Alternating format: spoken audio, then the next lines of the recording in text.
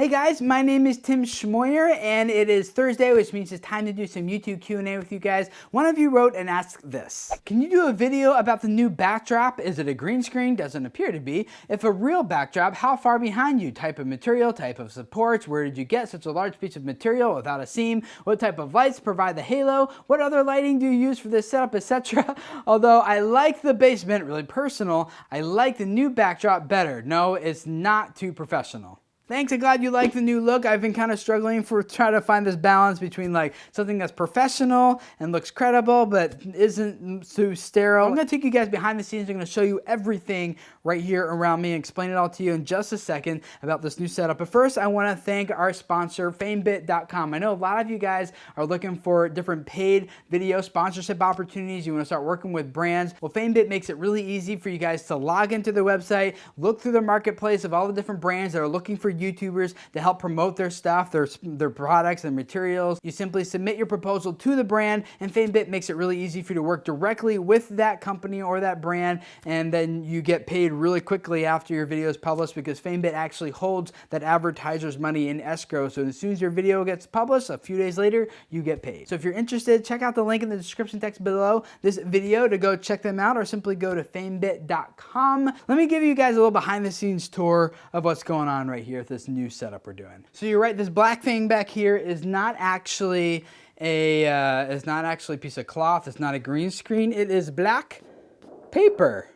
Here's the white screen I use for other stuff. I just simply roll this up at the top, and then I have the white hanging up below. So yeah, it's just a big spool of black paper. I'll put a link in the description text below this video if you want to go see exactly what I bought and where you can get it. But it works really great because it doesn't reflect too much. I have this light right behind me so that when I'm standing here, hopefully it's hidden right behind me, so it gives like this kind of like a nice grayish look around it. And then the backlight, that's really important. Now this black backlight was actually just part of the house, and didn't know what to do with it, but these two bulbs burned out and I just haven't replaced it. I'm like, oh, what am I gonna do for a backdrop? I was like, oh, I'll just use the light that hasn't burned out. So it's spin, so I just turn it around so that one's just pointing down. It's not the right temperature light. You see how much more yellow, I don't know if you can see it, but see how much more yellow that light is than like this one down here. So it doesn't fit exactly, but you know, for my purposes, it's working just fine.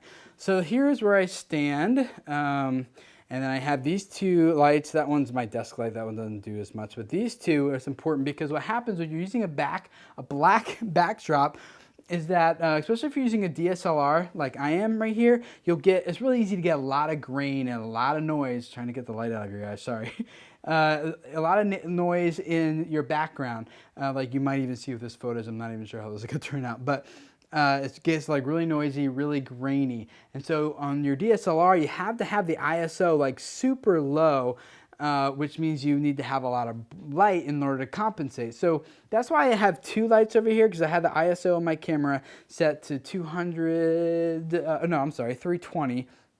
You can see right here I'm using a magic lantern. So it's set to 320 so I don't get, I would rather it be lower than that and eliminate all like pixelation. Now, you guys might not notice it on YouTube because of the recompression that YouTube does, and you're probably most likely not watching it in 1080p. If you're watching in your phone or your browser, you're watching in a smaller version, so it makes the pixels more condensed, so you probably won't notice the graininess, but I do. So I don't want to shoot anything higher on a black background than an ISO of 320. So that's why I have two lights over here. I have them off to the side, just as you guys know, with like good lighting, you want to cast a little bit of shadow to have it appear like there's some depth to my face, rather than it just being like you know, straight on. Then it looks like it doesn't separate me from the background as well, which is actually the point of the backlight too, by the way, is to separate me from the background and have that little halo effect, so I don't look like I'm just standing right in front of a black wall, you know. And then the stand that I'm using to support this black backdrop is actually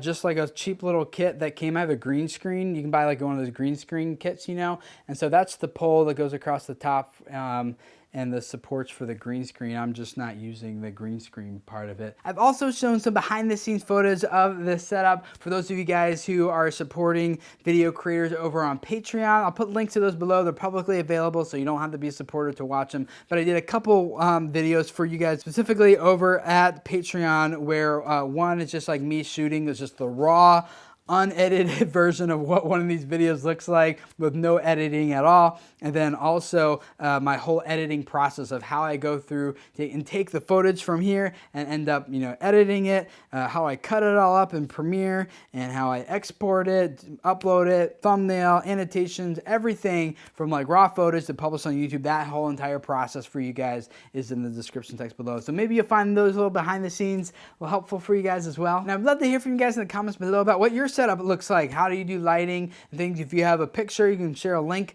to it down there, maybe on Instagram or wherever else you want to share pictures. And if the rest of you guys are looking for different setup ideas and maybe spark some creativity for what you're doing, go down there and see what some of the setups that other people are using. I'm sure it'd be really valuable for all of us here. So thank you guys for doing that. If this is your first time here, I would love to have you guys subscribe. Every Thursday we do some YouTube Q&A where I take a question that one of you guys has about your YouTube stuff and I do my best to answer it and help you guys out with it. On Tuesdays, we take a look at all the new changes and updates that have happened to YouTube since the last week, when they're happening really rapidly lately. And then on Wednesdays, they give you guys some YouTube tips, ideas, suggestions, and advice, things like that. And I do all this just because I really believe that a lot of you guys have messages that need to spread, that the world needs to hear, and I want to do everything that I can to help you guys spread your message, to grow your YouTube channels and your audience, so that the people who need to hear what you have to say can simply just find you and hear what you have to say. So thank you for letting me be a part of helping you guys do that. Subscribe, and I'll see you guys again next week. Bye.